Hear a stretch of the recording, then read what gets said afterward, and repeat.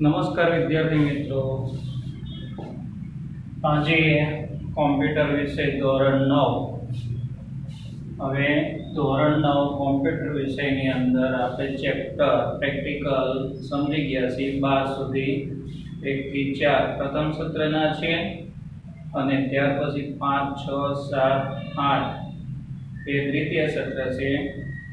એ આપણે ચેપ્ટર 13 અને 14 પછી સમજૂતી મેળવીશું. હવે વિદ્યાર્થી મિત્રો, અહીંયા ચેપ્ટર 13 વિશે આપણે સમજૂતી મેળવી તો ધોરણ 9 સી ની અંદર આપણે આ ચેપ્ટર અડધું પૂર્ણ કરેલ છે. તેમ છતાં આપણે નવેસરથી આ ટોપિક સમજાવીએ છીએ. હવે અહીંયા ચેપ્ટર 13 ઇન્ટરનેટનો પરિચય. હવે ઇન્ટરનેટ આવે એટલે બધાને યાદ આવી જ જાય. ઇન્ટરનેટ એટલે મોબાઈલની દુનિયાની અંદર હરતું ફરતું નેટવર્ક. કોઈ પણ માહિતી જોતી હોય, કોઈ પણ સબ્જેક્ટ વિશે સમજૂતી મેળવી હોય તો આપણે ઇન્ટરનેટ દ્વારા કરી શકીએ છીએ. જે ઓનલાઈન કાર્યો કરવામાં આવે છે એ માધ્યમ કયું છે તો કે ઇન્ટરનેટ. તો બાળમિત્રો, ઇન્ટરનેટ વિશે આપણે સમજૂતી મેળવીશું. તો ઇન્ટરનેટ સમજવાથી પહેલા આપણે શું સમજવું પડે? નેટવર્ક. તો હવે નેટવર્ક કોને કહીશું? તો સ્વાપોથીની અંદર પેજ નંબર 205 ઉપર તમને આપેલું જ છે. તો એની અંદર સમજૂતી જોઈએ તો એમાં શું લખેલું છે તો કે માહિતીના આદાન પ્રદાન માટે એક જગ્યાએથી બીજી જગ્યાએ કોમ્પ્યુટરોનો સમૂહ બનેલો હોય તો આ સમૂહને શું કહેવામાં આવશે? નેટવર્ક કહેવામાં આવે છે. હવે સામાન્ય રીતે આપણે માહિતીનું શું કરીએ છીએ?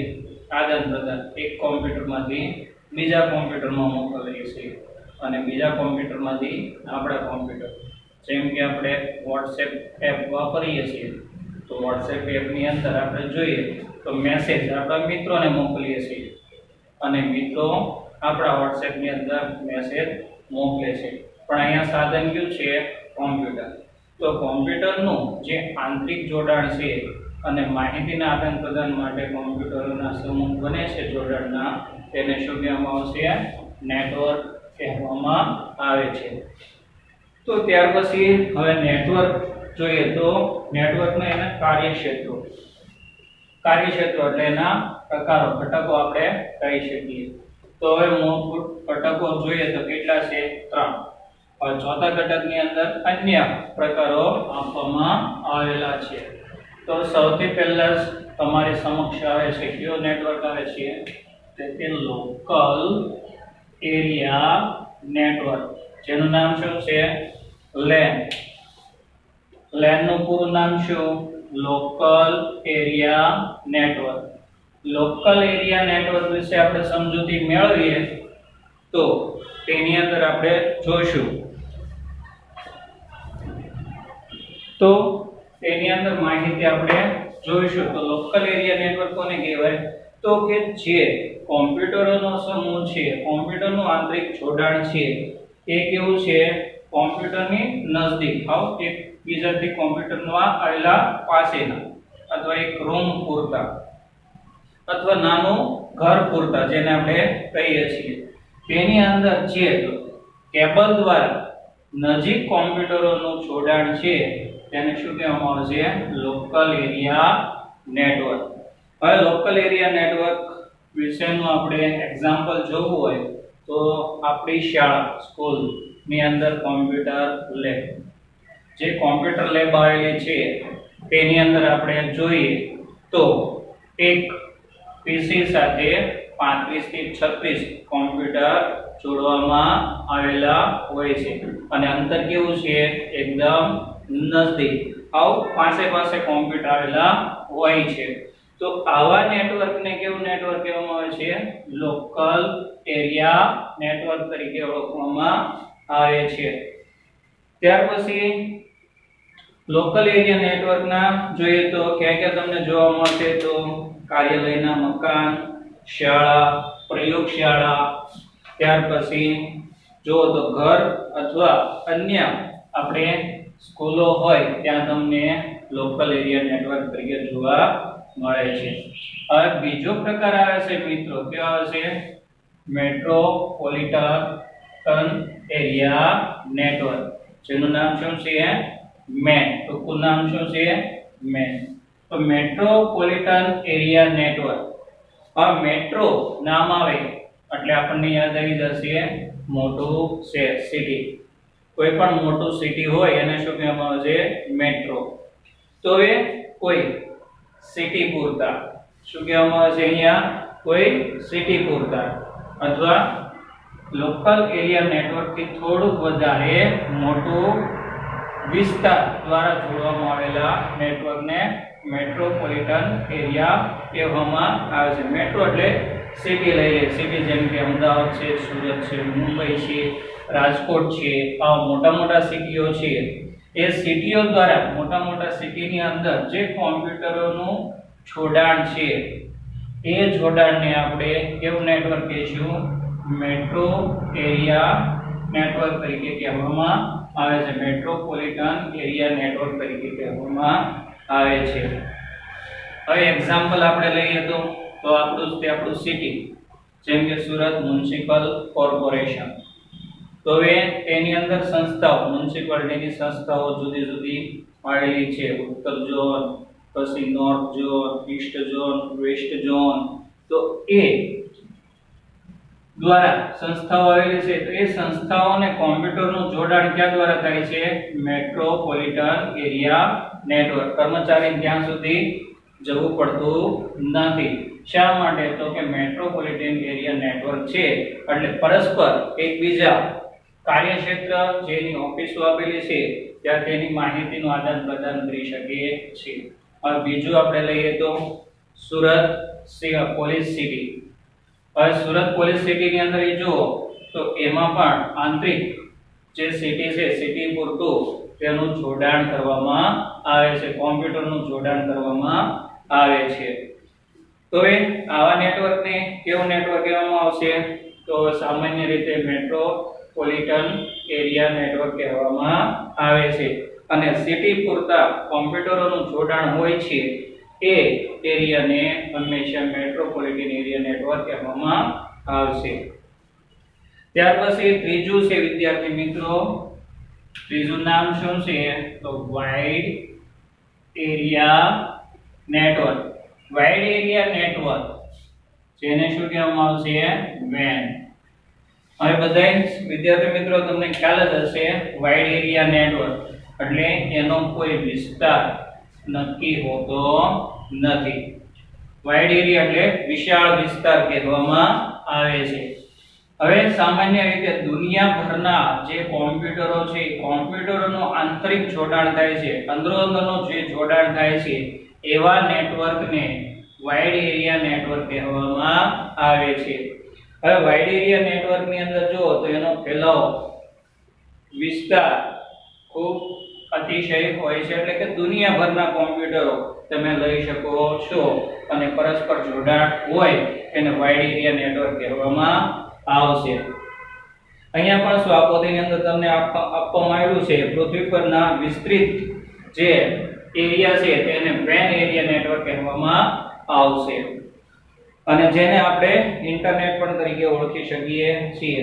હવે મોટા ભાગના WAN નેટવર્ક જેને ઇન્ટરનેટ જેમ તરીકે પણ ઓળખવામાં આવે છે. હવે જે વાઇડ એરિયા નેટવર્ક છે એને ઇન્ટર જેમ પણ તેને ઓળખવામાં આવે છે.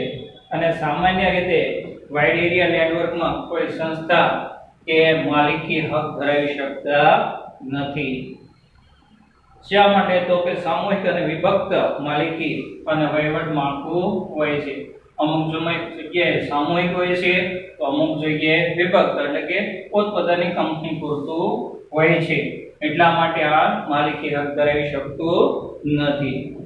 ત્યાર પછી નેટવર્કના અન્ય પ્રકારો વિશે માહિતી મેળવીએ તો SAN એટલે સ્ટોરેજ કહેવામાં આવે, સર્વર કહેવામાં આવે, ત્યાર પછી સિસ્ટમ કહેવામાં આવે, સ્મોલ એરિયા નેટવર્ક તરીકે ઓળખવામાં આવે છે, જેનો એકદમ વિસ્તાર નાનો છે એવું નેટવર્ક તરીકે લેવામાં આવશે. પછી campus area network.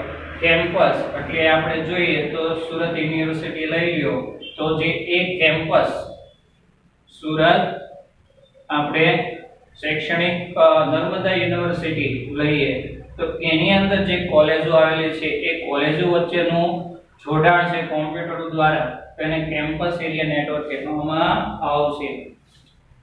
Personal area network એટલે વ્યક્તિગત શું આપવામાં આવશે, વ્યક્તિગત, જે આપણે વાઈફાઈ હોટસ્પોટ કહીએ છીએ.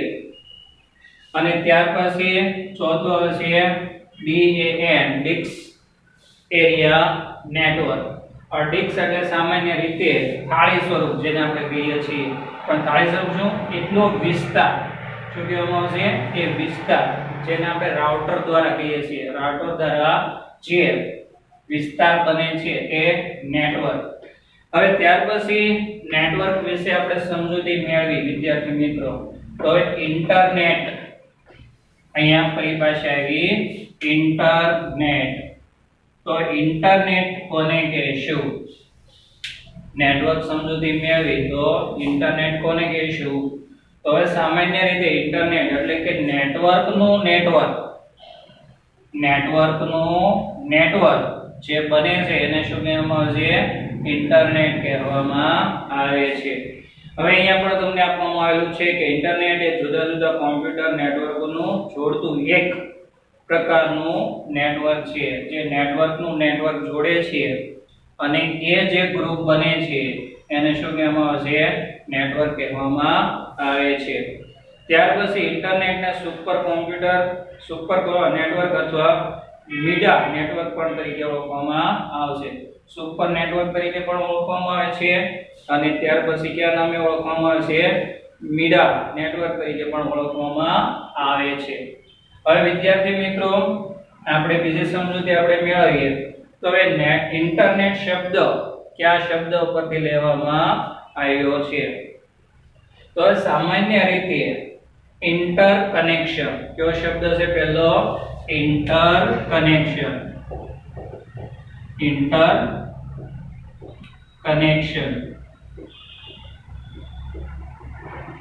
માંથી ઇન્ટર લેવામાં આવ્યો અને નેટવર્ક માંથી 3 અક્ષર લેવામાં આવ્યા, નેટ, એટલે શબ્દ કયો બની ગયો, ઇન્ટરનેટ. તો આ બે શબ્દ સંયોજન આપવામાં આવેલો છે.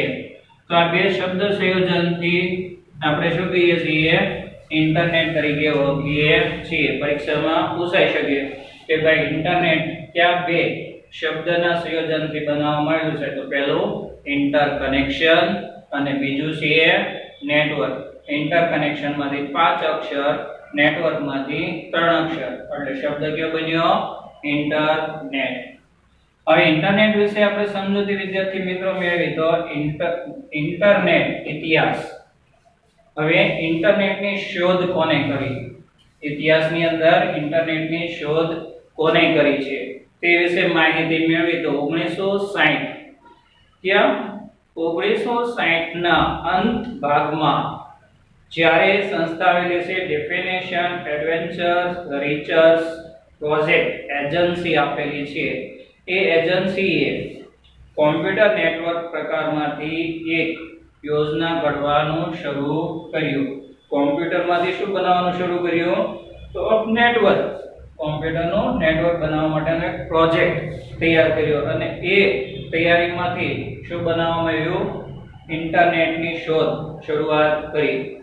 અને ઇન્ટરનેટની શોધ 1960 ની અંદર જે આ સંસ્થાએ છે તેને શરૂઆત કરી અને ત્યાર પછી એ સક્સેસ થઈ તો એનો ઉપયોગ કોણે કર્યો, તો અહીંયા તમને આપવામાં આવેલો છે કે આ પ્રોજેક્ટ એપરનેટ તરીકે ભંડોળ યુએસ યુનાઇટેડ સ્ટેટ ની અંદર મિલિટરી સંસ્થા હતી, એ મિલિટરી સંસ્થા એ તેને અપનાવ્યું. કોણે અપનાવ્યું, મિલિટરી સંસ્થા, અમેરિકાની જે મિલિટરી સંસ્થા હતી એ જ ઇન્ટરનેટનો ઉપયોગ કરી શકતી નથી.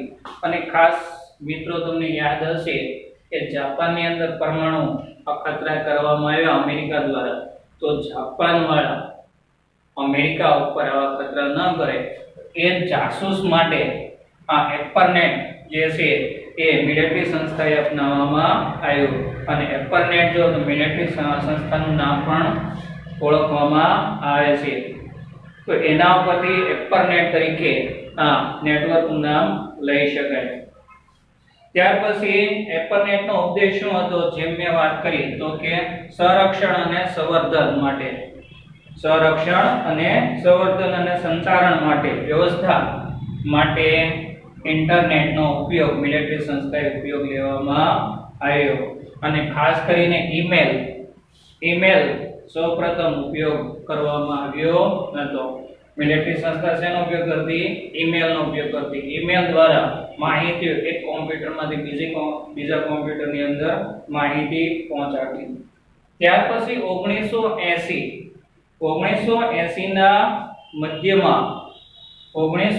ના મધ્યની અંદર વાત કરીએ તો નેશનલ સાયન્સ ફાઉન્ડેશન, જેને NSF કહેવામાં આવે છે, એના દ્વારા આ ઇન્ટરનેટનો વિકાસ કર્યો. 1960 ની અંદર કોણ ખાલી ઉપયોગ કરતું? તો કે US ની મિલિટરી સંસ્થા એપરનેટ હતી એ જ ઉપયોગ કરી શકતી હતી, કોઈ પણ બીજા ઉપયોગ કરી શકતા ન હતા. પણ 1980 ની અંદર જે સંસ્થાનું નામ આપવામાં આવ્યું છે નેશનલ સાયન્સ ફાઉન્ડેશન, એ સંસ્થાએ વિકાસ શરૂ કર્યો. અને ત્યાર પછી તેની અંદર જુદા જુદા પ્રોટોકોલ એટલે ઇન્ટરનેટ માટેના નિયમો, પ્રોટોકોલ કહેતા શું થશે? ઇન્ટરનેટના નિયમો તૈયાર કરવામાં આવ્યા. અને આથી ખાસ કરીને અત્યારે જોઈએ તો આ પ્રોટોકોલથી કાર્યરત આપણે ઇન્ટરનેટનો ઉપયોગ કરી શકીએ છીએ. ત્યાર પછી બીજું આવે છે નેટવર્કના અન્ય ઉદાહરણ જોઈએ તો બીટનેટ અને CSનેટ તરીકેનો પણ સમાવેશ કરી શકાય છે. બીટનેટ અથવા અન્ય નેટવર્ક સાથે જોડવા માટે ગેટવે સુવિધા વિકસાવવામાં આવે છે. ગેટવે એટલે રન દ્વારા લઈ જવી અને આપવી, જેને ગેટવે તરીકે ઓળખવામાં આવે છે. ત્યાર પછી આગળ જોઈએ તો તેના દ્વારા ખાસ કરીને ઈમેલની ચર્ચા માટે ઈમેલ આદાન પ્રદાન થતું હતું. બીટનેટ શેનો ઉપયોગ થતો? તો ઈમેલ માટે, એક જગ્યાએથી બીજી જગ્યાએ માહિતી પહોંચાડવા માટે ઉપયોગ થતો હતો. અને ત્યાર પછી એપરનેટે 1990 ની અંદર આ નેટવર્કને વિખેરી નાખવામાં આવ્યું. શું આપવામાં આવ્યું? વિખેરી નાખવામાં આવ્યું. એટલે મિલિટરી સંસ્થા તેનો ઉપયોગ ઓછો કરતી થઈ 1990 ની અંદર. અને 1990 ની અંદર વિશ્વવ્યાપી નેટવર્ક બન્યું. હવે ત્યાર પછી ઇન્ટરનેટ તમે લ્યો છો તો ઇન્ટરનેટનું જોડાણ, જેને આપણે ઘટકો કહીએ છીએ. શું કહીએ છીએ? ઇન્ટરનેટના ઘટકો. તો ઇન્ટરનેટના ઘટકો જોડાણ માટેના ઘટકો ક્યાં ક્યાં આવી શકે? તો ઇન્ટરનેટના ઘટકો આપણે લઈએ તો ક્યાં ક્યાં આવી શકે? તો કે સામાન્ય રીતે ઇન્ટરનેટના ઘટકો માટે નેટવર્ક, પછી સર્વર, પછી શું આવશે? રાઉટર, પ્રોટોકોલ અને મોડેમ, અને ત્યાર પછી કેબલનો સમાવેશ કરી શકાય છે. ત્યાર પછી વિદ્યાર્થી મિત્રો તો આ ઇન્ટરનેટના ઘટકો વિશે સમજૂતી મેળવી. હવે ત્યાર પછી આ ઘટકો મળ્યા પછી આપણે શું સમજવાનું છે? ઇન્ટરનેટનું જોડાણ. હવે આપણા કોમ્પ્યુટર અથવા આપણા મોબાઈલ ની અંદર જે ઇન્ટરનેટ જોવા મળે છે તો કઈ રીતે જોડાણ કરી શકીએ? તો સૌથી પ્રથમ જોડાણ માટે કયો નિયમ આવ્યો? ડાયલ અપ જોડાણ. હવે ડાયલ અપ જોડાણ વિશે તો બધાને ખ્યાલ જ હશે. હવે ડાયલ અપ એટલે સામાન્ય રીતે આપણા ઘરે ફોન આવતા, જેની અંદર રિંગ આવતી, રિંગ વાળા ફોન, જેને રિંગ થી આપણે ચકડી ફેરવી એટલે એ નંબર આપણા કોઈ સગા સંબંધીઓ હોય તો એને લાગતો. તો એ જે ફોન હતા એ ફોનની બાજુમાંથી મોડેમનું જોડાણ કરવામાં આવતું અને તેની દ્વારા ઇન્ટરનેટ આપણા પીસી ની અંદર આવ્યું. તો આવા નેટવર્કને કેવું કહેવામાં આવે છે? ડાયલ અપ જોડાણ તરીકે ઓળખવામાં આવે છે. હવે ઇન્ટરનેટ સર્વિસ પ્રોવાઇડર એટલે કે જે ઇન્ટરનેટ સુવિધાઓ પૂરી પાડે છે તેવી સંસ્થાઓ તેને પ્રોવાઇડર કહેવામાં આવે છે. ઉપલબ્ધ બનાવવા માટે સૌપ્રથમ પાયા માટે ડાયલ-અપ નેટવર્ક, જે તમને કીધું કે ઘરે ઘરે નાના ફોનના ડબલા હતા રિંગ વાળા, અને એ ડબલા સાથે કેબલ કાઢી અને આપણા પીસી સાથે જોઈન્ટ કરવામાં આવતું અને તેની દ્વારા આપણે ઇન્ટરનેટનો ઉપયોગ કરી શકતા હતા. ત્યાર પછી આમાં તમને ફોન લાઈન પણ આપવામાં આવેલી છે. પેજ નંબર 206 ઉપર તમને નાનો અમથો એક ચિત્ર પણ આપવામાં આવેલું છે કે કઈ રીતે ડાયલ-અપ નેટવર્ક જોડાણ કરવામાં આવતું તેની માહિતી તમને આપવામાં આવેલી છે. એ પ્રમાણે આ સ્પીડ જો તો કેટલી હતી, તો કે સ્પીડ 14 kbps થી લઈ 28 kbps સુધી જોવા મળતી. એટલે સ્પીડ કેવી હતી, ધીમી, 56 kbps સુધી તમને જોવા મળે છે. અને આ જોડાણ કેવું હતું, ધીમું અને સસ્તું. કેવું હતું, ધીમું અને સસ્તું આ જોડાણ ઇન્ટરનેટનું હતું. એટલે લોકો પણ વ્યક્તિગત રીતે તેનો ઉપયોગ કરી શકતા હતા. ત્યાર પછી બીજું આવે છે IS ડાયલ-અપ. IS ડાયલ-અપ નું પૂરું નામ થાય છે ઇન્ટિગ્રેટ સર્વિસ ડિજિટલ નેટવર્ક. હવે અહીંયા ડિજિટલ આવ્યું, તો હવે પહેલા રિંગ વાળા ડબલા હતા અને પછી ત્યાર પછી થોડાક સમય પછી બટન નંબર આવતા. શું આવતા, નંબર વાળા. તો નંબર થી બટન દબાવી અને ત્યાર પછી આપણે ફોન લગાવતા. તો એવા છે નેટવર્કનું જોડાણ થાય છે અને IS ડાયલ-અપ નેટવર્ક તરીકે ઓળખવામાં આવે છે. અને આ નેટવર્ક ઇન્ટરનેટ થી સામાન્ય રીતે જોઈએ તો સ્પીડ થોડી વધારે હતી અને કેવું હતું, ડિજિટલ હતું. કેવું હતું, ડિજિટલ હતું. તો એની સ્પીડ જો 128 થી લઈ 256 kbps સુધી તમે લઈ શકો છો. ત્યાર પછી ઝડપમાં સૌથી થોડાક વધારે હતા અને કાર્ય સારું આપતું હતું. ત્યાર પછી ત્રીજું આવે છે, ત્રીજું નામ છે ડાયરેક્ટ ઇન્ટરનેટ એક્સેસ. હવે સામાન્ય રીતે મોટી કંપનીઓ હોય, મોટી સંસ્થાઓ હોય, તો આ સંસ્થાઓ સીધા ડાયરેક્ટ ઇન્ટરનેટ કનેક્શન જોડાણ લઈ શકતી હતી. સીધું જેને આપણે લીઝન લાઈન તરીકે પણ ઓળખવામાં આવે છે. કેવી લાઈન, લીઝન લાઈન તરીકે પણ ઓળખવામાં આવે છે. પણ કિંમતમાં કેવા છે, એકદમ મોંઘા છે. તો મોટી સંસ્થાઓ હોય, જેમ કે મોટી શૈક્ષણિક સંસ્થાઓ છે, વ્યાપારી સંસ્થાઓ છે, સરકારી તંત્રો છે, એ જ આ કાયમી જોડાણ માટે ડાયરેક્ટ ઇન્ટરનેટ એક્સેસ જોડાણ કરાવી શકતી હતી, જેને લીઝન લાઈન તરીકે પણ ઓળખવામાં આવે છે. ત્યાર પછી ચોથો પ્રકાર જોડાણનો કયો આવે છે, બ્રોડબેન્ડ જોડાણ. હવે બ્રોડબેન્ડ જોયો તો સામાન્ય રીતે વાયર સાથે નાનું અમથું મશીન, એને બ્રોડબેન્ડ કહેવામાં આવે છે. અને ખાસ કરીને બધાને યાદ જ હશે જીઓ નું બ્રોડબેન્ડ નું વેચાણ અત્યારે જોવા મળે છે. એ તેમાંથી વાયર કાઢી અને આપણા પીસી માં આપવામાં આવતું. તો આવા જે પ્રકાર છે એને બ્રોડબેન્ડ જોડાણ કહેવામાં આવે છે. હવે બ્રોડબેન્ડ ની અંદર જો તો તેની અંદર કેબલ, આપણે ટીવી માંથી કેમ કેબલ આવે એમ એનો એક જુદો કેબલ હોય, અને કેબલ સાથે આપણે સેટઅપ બોક્સ મૂકીએ એમ એનું ડિવાઇસ, જેનું બ્રોડબેન્ડ કહી શકે, એ મૂકવામાં આવતું અને તેમાંથી આપણા પીસી ની અંદર વાયર આપવામાં આવતું હતું. તો આ ડિજિટલ સિગ્નલ, ટેલિવિઝન સિગ્નલ અને ઇન્ટરનેટની વિગતોનું સંરક્ષણ કરી શકાય છે. તો આમાં શું કરી શકાય છે, ટીવી જે સિગ્નલ છે અને ઇન્ટરનેટની વિગતોનું સંચારણ કરવામાં ઉપયોગમાં આવે છે. અને આને બીજું નામ શું આપવામાં આવ્યું છે, ડિજિટલ સબસ્ક્રાઇબ લાઈન તરીકે પણ ઓળખવામાં આવે છે.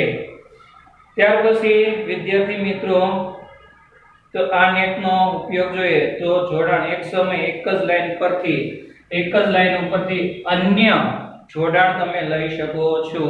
તો એટલા માટે એનું નામ શું આપવામાં આવશે, મલ્ટીમીડિયા માહિતી તરીકે પણ ઉપયોગમાં લઈ શકાય છે.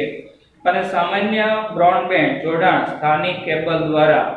હવે તમારે જો બ્રોડબેન્ડ લેવું હોય તો સ્થાનિક કઈ છે આપણી કંપની, એક છે જીઓ, પછી છે એરટેલ, પછી બીજી સંસ્થા પણ આવે છે ટિકોનો છે, જીટીપીએલ છે, એવી સંસ્થાઓ તમને અહીંયા જોવા મળે છે. તેનું બ્રોડબેન્ડ તમારા ઘર સુધી આપી જાય છે અને તેના દ્વારા તમે ઇન્ટરનેટનો ઉપયોગ કરી શકો છો. તો આ કેબલ દ્વારા પણ તમે લઈ શકો છો. ત્યાર પછી પાંચમો પ્રકાર આવે છે વાયરલેસ ઇન્ટરનેટ. હવે વાયરલેસ ઇન્ટરનેટ તો જેમાં વાયર હોતો નથી, જેને આપણે મોડેમ કહીએ છીએ. શું કહીએ છીએ? મોડેમ. અને બીજું નામ શું કહીએ છીએ? ડોંગલ. શું કહેવામાં આવે છે? ડોંગલ. તો ખાસ કરીને જે વિદ્યાર્થી મિત્રોના ઘરે લેપટોપ હશે તો ઇન્ટરનેટ ચલાવવા માટેનું ડોંગલ હશે. શું હશે? ડોંગલ. જેમ કે તમારી સ્વાપોતીની અંદર એરટેલ નું ડોંગલ આપવામાં આવેલું છે. એ ડોંગલ ની અંદર શું હોય? તો કંપનીનું સિમ કાર્ડ હોય.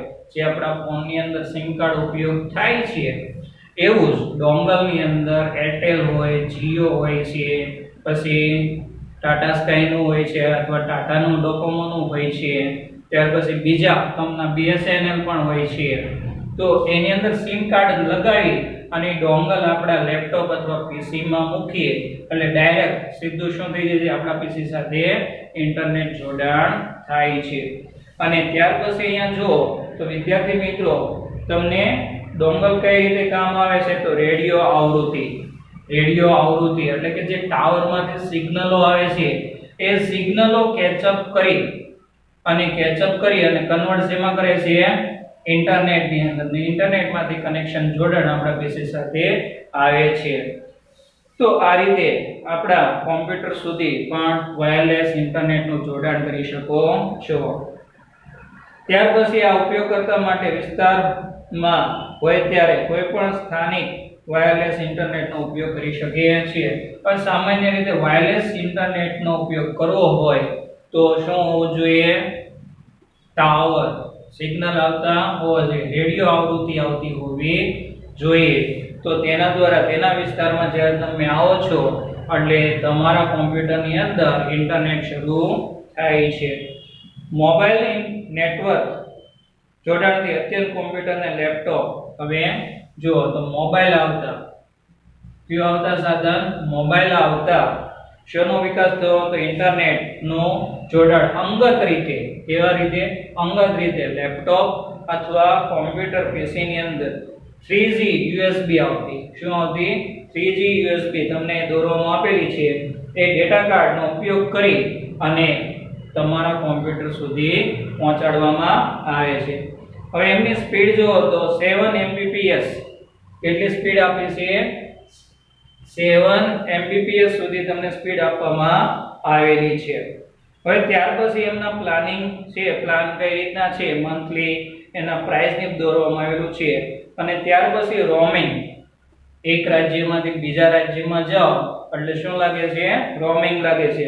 તો એ સરળ ગોઠવણી અને લવ ચિકિત્સા અને ભાડાના આકર્ષક દરોનો સુવિધા પણ અહીંયા તમને આપવામાં આવે છે. છઠ્ઠા પ્રકારનો આવે છે. કયો આવે છે? સેટેલાઇટ જોડાણ. કયો આવે છે? સેટેલાઇટ જોડાણ. હવે છેલ્લું જોડાણ છે સેટેલાઇટ. હવે આ જોડાણ કેવું છે? તો સેટેલાઇટ દ્વારા પેજ નંબર 207 ઉપર તમને આપેલું છે. તો આમાં ઉપગ્રહની જરૂર પડે છે. શેની જરૂર પડે છે? ઉપગ્રહની જરૂર પડે છે. એને આપણે ઇંગ્લિશમાં શું કહીએ છીએ? સેટેલાઇટ. જે પ્રોવાઇડર સંસ્થા છે એ પ્રોવાઇડર સંસ્થા કોને સિગ્નલ આપશે? સેટેલાઇટ. અને સેટેલાઇટમાંથી આપણા કોમ્પ્યુટર સુધી મેળવવા માટે શેનો ઉપયોગ કરીશું? ડિશ. શેનો આવે છે? ડિશ. અને સામાન્ય રીતે આપણે જોઈએ તો ડીટીએચ તમે નામ સાંભળ્યું હશે, ટીવી જોવા માટેની નાની નાની ડીશો આવે છે. તે શું કરીએ છીએ? સેટેલાઇટ સમક્ષ આપણે ડીશને ગોઠવી દઈએ છીએ. તો એમાંથી જે સિગ્નલો આવે છે એ ટીવી સિગ્નલો મેળવી અને આપણા ટીવી ની અંદર પ્રસારણ કરવામાં આવે છે. એવી જ રીતે ઇન્ટરનેટનું જોડાણ કરવા માટે આપણે શું લેવી પડે છે? તેની ડિશ લેવી પડશે. અને ડિશમાંથી આપણા કોમ્પ્યુટર સુધી સેટેલાઇટમાં જે ઇન્ટરનેટના સિગ્નલો હોય છે એ ઇન્ટરનેટના સિગ્નલો આપણા પીસી સુધી પહોંચાડે છે. પણ કિંમતમાં કેવું છે? મોંઘું છે. અને સ્પીડમાં પણ કેવું છે? સારું છે. એટલા માટે ઇન્ડિયાની અંદર સેટેલાઇટ જોડાણ ઓછું છે। ત્યાર પછી વિદ્યાર્થી મિત્રો હવે આવે છે જોડાણ શીખી ગયા પછી કયો મુદ્દો છે ઇન્ટરનેટના ઉપયોગ। તો ઇન્ટરનેટના ઉપયોગ વિશે જોઈએ તો પેજ નંબર 207 ઉપર તો ઇન્ટરનેટનો સૌથી પહેલો ઉપયોગ શેમાં લેવામાં આવ્યો? વ્યાવસાયિક કાર્યો માટે। ભારતની અંદર ઇન્ટરનેટનો ઉપયોગ ક્યારે થયો? તો કે વ્યાવસાયિક ઉપયોગ માટે ઇન્ટરનેટ ભારતની અંદર લાવવામાં આવ્યું। વ્યાવસાયિક એટલે બિઝનેસ લાઈન માટે। ત્યાર પછી સંચારણ અને મૂળભૂત આધાર પૂરા પાડવા માટે। સંચારણ એટલે માહિતીનું આદાન પ્રદાન અને મૂળભૂત જે કાર્યો છે એના માટે ભારતની અંદર તેનો ઉપયોગ થવા લાગ્યો, જેના દ્વારા લોકો પોતાનો વ્યવસાય કરી શકે, માહિતી મેળવી શકે, એકબીજા વ્યક્તિઓ સાથે સંપર્કમાં રહી શકે છે।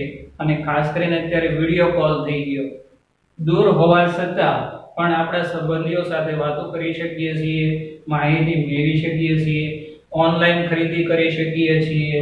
ત્યાર પછી જોઈએ તો ઓનલાઈન કોઈ પણ તમારે ફોર્મ ભરવું હોય તો તમે ભરી શકો છો। એ કાર્યો વ્યાવસાયિક કાર્ય તરીકે લઈ શકાય છે। ત્યાર પછી બીજો ઉપયોગ શેમાં થયો? તો કે ઈમેલ। શેનો ઉપયોગ થયો? ઈમેલ। ઇલેક્ટ્રોનિક મેલ તરીકે પણ ઓળખવામાં આવે છે। અને જૂના સમયની અંદર કઈ પદ્ધતિ હતી? તો પોસ્ટકાર્ડ। પોસ્ટકાર્ડ આપણે લખી અને પોસ્ટ ઓફિસ જવું પડતું હતું, પણ અત્યારે જો તો પોસ્ટકાર્ડ મૂકવા માટેના જે ટેન્ક, લાલ ટેન્ક છે એ પણ તમને ઓછા જોવા મળે છે। રીઝન શું? તો ઇન્ટરનેટની અંદર ઈમેલ તરત લખી અને એન્ટર કી આપો એટલે સરનામા ઉપર આપણો જે મિત્ર હોય તરત જ ત્યાં તેમને મેસેજ પહોંચતો જોવા મળે છે। ત્યાર પછી આપણે જોઈએ તો ઈમેલ ની અંદર શું હતું? તો લોકો શાબ્દિક સંદેશાઓ લખતા, ત્યાર પછી ચિત્રો મૂકવા, ધ્વનિ, એનિમેશન, વિડિયો આ મોકલી અને મેળવી શકતા હતા। ત્યાર પછી ત્રીજો ઉપયોગ શેનો છે? તો www 3W તરીકે ઓળખવામાં આવશે, જેનું નામ છે વેબ। તો વેબના ઉપયોગથી શું કામ કરવામાં આવશે? વેબસાઇટ। વેબસાઇટનો સમૂહ હોય છે અને એ સમૂહમાંથી આપણે જે માહિતી જોતી હોય એ માહિતી આપણે મેળવી શકીએ છીએ। અને અત્યારે શૈક્ષણિક વેબસાઇટો પણ વધારે છે, એ વેબસાઇટોમાંથી તમારા અભ્યાસ લગતી જે માહિતી જોતી હોય તો ઇન્ટરનેટના આ www ની અંદર સાઇટનું નામ આપી અને માહિતી તમે મેળવી શકો છો। ત્યાર પછી ચોથું ઉદાહરણ જોઈએ તો વિદ્યાર્થી મિત્રો ચોથું ઉદાહરણ કયું છે? ચોથું ઉદાહરણ ઇન્ટરનેટ દ્વારા બેન્કિંગ કાર્યો। કેવા કાર્યો? બેન્કિંગ કાર્યો। હવે સામાન્ય રીતે તમારે પૈસા ડિપોઝિટ કરવાના હોય અથવા પૈસા વિથડ્રોલ કરવાના, ઉપાડવાના હોય તો તમારે બેંક સુધી જવું પડતું અને ત્યાં તમારે લાઈનમાં ઊભું રહેવું પડતું, પણ અત્યારે એવું નથી। તમે ઘર બેઠા પણ તમારા મિત્રને ઈમેલ દ્વારા અથવા જે બેન્કિંગ નેટ એપ વેબસાઇટ છે તેની દ્વારા તમે તમારા મિત્રને પૈસા પહોંચાડી શકો છો, જેનું બીજું નામ છે ગૂગલ પે। હવે ગૂગલ પે શું છે? તો કે બેંક સાથે લિંક કાર્ડ છે અને એક જગ્યાએથી બીજી જગ્યાએ તમે મની ટ્રાન્સફર કરી શકો છો। અને બીજું શું છે? યુપીઆઈ આપેલો છે ભારત સરકારે, જે કેશલેસ તરીકે ઓળખવામાં આવે છે। ત્યાર પછી ઓનલાઈન તમારે બેંકનું સ્ટેટમેન્ટ કઢાવવું હોય તો તમે સ્ટેટમેન્ટ કઢાવી શકો છો। ત્યાર પછી કોઈ ખાતાઓની માહિતી તમારે જોતી હોય તો ઘર બેઠા તમે ખાતાઓની માહિતી જોઈ શકો છો। તમારા બેંકમાં કેટલું બેલેન્સ છે એ પણ તમે મેળવી શકો છો।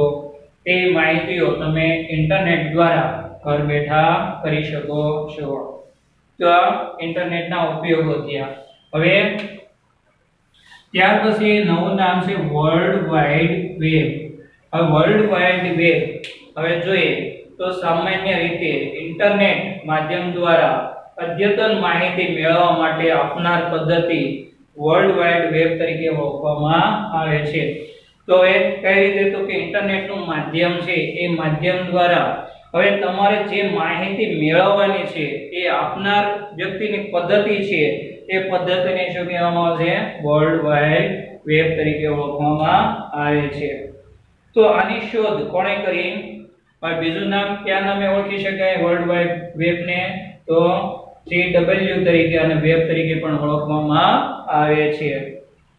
ત્યાર પછી આની શોધ જોઈએ તો સ્વિટ્ઝરલેન્ડ, ક્યાંની થઈ? સ્વિટ્ઝરલેન્ડ ની સંસ્થા છે CERN, ત્યાં આવેલી છે European organisation for nuclear research સંસ્થા છે. તેની અંદર વૈજ્ઞાનિકનું નામ છે ટિમ બર્નર્સ. જે ટિમ બર્નર્સ છે એ વ્યક્તિએ વર્લ્ડ વાઇડ વેબની શોધ કરી અને એ શોધથી અત્યારે જો તો સામાન્ય જે કોઈ પણ વેબસાઇટ છે એ વેબસાઇટ જોવા માટેનું એક પ્રકારનું બ્રાઉઝર પણ કહેવામાં આવે છે. શું કહેવામાં આવે છે? બ્રાઉઝર કહેવામાં આવે છે. ઇન્ટરનેટ છે, કોમ્પ્યુટર છે, પણ વેબસાઇટ જોવા માટેનો સોફ્ટવેર ન હોય તો આપણું કોઈ ઇન્ટરનેટ કે કોમ્પ્યુટર કામ કરી શકતું નથી. તો એની શોધ કોને આશ્રય જાય છે? ટિમ બર્નર્સ. તો કયા દેશનો વૈજ્ઞાનિક છે? તો સ્વિટ્ઝરલેન્ડનો. કઈ સંસ્થામાં કામ કરે છે? તો CERN. ક્યાં આવેલી છે? તો કે European organisation for nuclear research એ નામ ઉપર સંસ્થા આવેલી છે. ત્યાર પછી આગળ જોઈએ તો વેબમાં મલ્ટીમીડિયા વિવિધ મુદ્દાઓ પર સ્ટ્રીમ એટલે લાઈવ, જેને આપણે લાઈવ પણ જોઈ શકીએ છીએ, ઓનલાઈન ચેનલો પણ આપણે જોઈ શકીએ છીએ. સ્ટ્રીમ જેને બર્ફિંગ કહેવામાં આવે છે. તો તેના દ્વારા તેનો ઉપયોગથી તમે રેડિયો સાંભળી શકો છો, ટેલિવિઝન જોઈ શકો છો, અથવા કોઈ ઓનલાઈન એવી વિગતો લાઈવ જે પ્રસારણ હોય એ તમે ઇન્ટરનેટ દ્વારા તમે જોઈ શકો છો. ત્યાર પછી વર્લ્ડ વાઇડ વેબ ની અંદર વેબ પેજ આવે છે, હોમ પેજ આવે છે, ત્યાર પછી વેબસાઇટ આવે છે, ત્યાર પછી જોઈએ તો વેબ બ્રાઉઝર આવે છે, હાઇપરલિંકો આવે છે. એ આપણે ધોરણ 10 ની અંદર સમજવાના છે. આમાં જુદા જુદા તમને ઉપયોગો આપવામાં આવેલા છે. કઈ રીતનું બનાવવામાં આવેલું છે તેની સમજૂતી આપણે ધોરણ 10 ની અંદર આપણે સમજૂતી મેળવશું. ત્યાર પછી બીજું નામ શું આવે છે? Domain system. હવે ડોમેન સિસ્ટમ, હવે સામાન્ય રીતે આપણે વેબસાઇટ જોઈએ છીએ. શું જોઈએ છીએ? વેબસાઇટ. તો જે વેબસાઇટ પાછળ .com, .org, .gov જેવા તમે નામ સાંભળતા છો તો આ શું છે? ડનેમ છે. તો ડનેમ શું કહી શકાય? તો કે ડનેમ એક વિભિન્નતા સાબિત કરી શકાય એવી અક્ષરમાળા છે. શું છે? અક્ષરમાળા છે. વિભિન્નતા, જુદાપણું જેને આપણે કહીએ છીએ. જો હોય તો તે આપણે તેના કાર્યો લઈ શકીએ છીએ અને વહીવટી સ્વયં સંચાલન માટેનો એક પ્રદેશ પણ કહી શકાય. જેવો પ્રદેશ હોય પછી ત્યાર પછી google.in, google.us એવા તમે નામ પણ તમે સાંભળતા હશો. તો પ્રાદેશિક પ્રદેશ પ્રમાણે પણ આપી શકે છે અને વહીવટી સંસ્થા પ્રમાણે પણ તેના ડનેમ જુદા જુદા પાડી શકે. હવે .com એટલે કોમર્શિયલ વેબસાઇટ છે. .com.in એટલે કોમર્શિયલ સાઇટ કોની છે? ભારત દેશની છે. હવે .com.pk તો કોની છે? તો પાકિસ્તાનની કોમર્શિયલ વેબસાઇટ છે. તો આ સાઇટની પાછળ તમને અક્ષરો જોવા મળે છે જે ડોટ પછી લગાડવામાં આવે છે. તો એને શું કહેવામાં આવે છે? ડનેમ તરીકે પણ ઓળખવામાં આવે છે. હવે ડનેમ ની રચના જોવો તો ડોક્યુમેન્ટ નેમ સિસ્ટમ DNA તરીકે લેવામાં આવે છે અને તેના ધારાધોરણો પ્રમાણે આની રચના કરવામાં આવેલી હોય છે. અને ત્યાર પછી એક્ઝામ્પલ તમને આપેલા છે. એ એક્ઝામ્પલ આપણે સમજૂતી મેળવી લીધી છે, ફરી વખત રિપીટ કરતો નથી. હવે ત્યાર પછી કયું આવે છે? IP address. IP એડ્રેસ વિશે માહિતી મેળવીએ. IP એડ્રેસ તો ઇન્ટરનેટ પ્રોટોકોલ કહેવામાં આવે. શું કહેવામાં આવે છે? Internet protocol. હવે નાનું તો તમને એક્ઝામ્પલ આપું. હવે આપણે ઘરે નવો મોબાઈલ લાવ્યા. પણ જો તો આપણે સાથે મોબાઈલ સાથે શું ખરીદવું પડે? Sim card. શું ખરીદવું પડે છે? Sim card. હવે જો સિમ કાર્ડ ન હોય તો નવો મોબાઈલ હોય તો પણ કામમાં આવતું નથી. તો એવા સમયે તમારે સિમ કાર્ડ લેવા જાઓ એટલે તમારે આધાર કાર્ડ આપવું પડે અને આધાર કાર્ડ સાથે ફોર્મ ભરે છે. તો એ તમારું શું થઈ ગયું? એક 10 અક્ષરનો ઓળખ થઈ ગયો. શું થઈ ગયો છે? ઓળખ. તો ભાઈ આ નંબર ઉપર ભાઈ કોણ મળશે? તો તેનું નામ આવી જશે. આ નંબર ઉપર કોણ છે ભાઈ? તો એનું તમને નામ જોવા મળશે. તો એ જ રીતે કોમ્પ્યુટરની અંદર જ્યારે તમે ઇન્ટરનેટ જોડાણ કરો છો તો તમારા કોમ્પ્યુટરની અંદર આઈપી એડ્રેસ આપવામાં આવે છે. શું આપવામાં આવે છે? IP address. જો તમારા કોમ્પ્યુટરની અંદર ઇન્ટરનેટ માટેનું આઈપી એડ્રેસ હશે તો જ તમે કોમ્પ્યુટર ચલાવી શકો છો. જો આઈપી એડ્રેસ ન હોય તો કોમ્પ્યુટરની અંદર ઇન્ટરનેટ ચાલતું નથી. તો એમાં તમને બે પ્રકાર આપેલા છે, IPv4, IPv6. એમાં ખાસ કરી IPv4 નેટવર્ક નો વધારે ઉપયોગ થતો જોવા મળે છે. જે તમને અહીં આપેલું છે તો જે આઈપી એડ્રેસ છે એ આઈપી એડ્રેસ કેવું છે તો કે સામાન્ય રીતે 16 અંકી છે. કેવું છે? 16 અંકી તમને અહીં આપવામાં આવેલું છે કે આઈપી એડ્રેસ છે એ સામાન્ય રીતે 16 અંકી છે, જેની અંદર 4 ને 4 12 અંકો આપેલા હોય છે. શું આપેલા છે? અંકો. જેમ કે મોબાઈલ ની અંદર જોશો, આઈપી એડ્રેસ ખોલશો તો આ રીતનું તમને જોવા મળશે 128 199. તો એમાં 3 અક્ષરોના તમને ગ્રુપ જોવા મળે છે. આ શું છે? IP address. એવી રીતે તમારા મોબાઈલમાં પણ આઈપી એડ્રેસ હશે તો એની દ્વારા તમારું આખું કોમ્પ્યુટર છે અથવા મોબાઈલ છે એની તમે ઓળખ મેળવી શકો છો.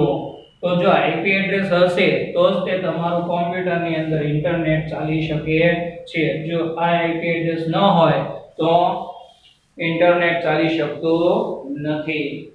ત્યાર પછી અહીંયા તમને ડોટ થી જુદા પાડવામાં આવેલા છે. શું જુદા પાડવામાં આવેલા છે? ડોટ થી. અને આ 32 બીટ સિસ્ટમ છે. કેવી છે? 32 બીટ સિસ્ટમ તરીકે પણ ઓળખવામાં આવે છે. જે આપણે કોમ્પ્યુટર પદ્ધતિ હાર્ડવેરની અંદર 0101 વિશે માહિતી મેળવીએ છીએ તેવી જ આવી પ્રકારની સિસ્ટમ જોવા મળે છે. ત્યાર પછી જે અંકો છે એ અંકોને શેમાં કન્વર્ટ કરશે? દશાંકી. શેમાં કન્વર્ટ કરશે? દશાંકીની અંદર કન્વર્ટ કરવામાં આવે છે.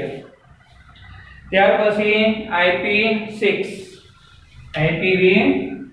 વિશે એની સમજૂતી તમને નાની અમથી આપવામાં આવેલી છે તો કે ઓળખાતી વિસ્તૃત આવૃત્તિ છે. કેવી છે?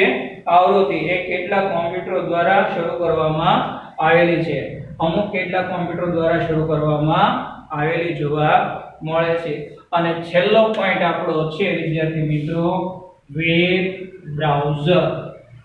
વેબ બ્રાઉઝર તો સામાન્ય નાની અમથી ઓળખ આપી દો તો કે કોમ્પ્યુટરની અંદર વેબસાઇટ જોવા માટેનો એક પ્રકારનો સોફ્ટવેર. કોમ્પ્યુટરની અંદર વેબસાઇટ જોવા માટેનો એક પ્રકારનો સોફ્ટવેર, એને શું કહેવામાં આવે છે? Web browser. અને એ તમને વિસ્તૃત માહિતી આપેલી છે કે વર્લ્ડ વાઇડ વેબ પર માહિતી સ્ત્રોત મેળવવા, રજૂ કરવા અથવા નિહાળવા માટે જરૂરી સોફ્ટવેરને શું કહેવામાં આવે છે? વેબ બ્રાઉઝર કહેવામાં આવે છે. તો એના એક્ઝામ્પલ લઈએ તો Google Chrome, Netscape Navigator, Mozilla Firefox Pro. આ જે બધા સોફ્ટવેર છે તેને શું કહેવામાં આવે છે? વેબ બ્રાઉઝર કહેવામાં આવે છે. અને આની શોધ કોણે કરી? તો 1990. કોણ વ્યક્તિ? ટિમ બર્નર્સ-લી આની શોધ કરી હતી. અને ત્યાર પછી જોઈએ તો જે સમૂહ બને છે વર્લ્ડ વાઇડ વેબ, ત્યારબાદ તેનું નામ નેચરલ તરીકે પણ રાખવામાં આવ્યું હતું. તો વિદ્યાર્થી મિત્રો, ચેપ્ટર 13 અહીંયા આ ટોપિક એટલો પૂરો કરીએ. નેક્સ્ટ ટોપિક ની અંદર આપણે બીજી માહિતી જોઈશું. Thank you.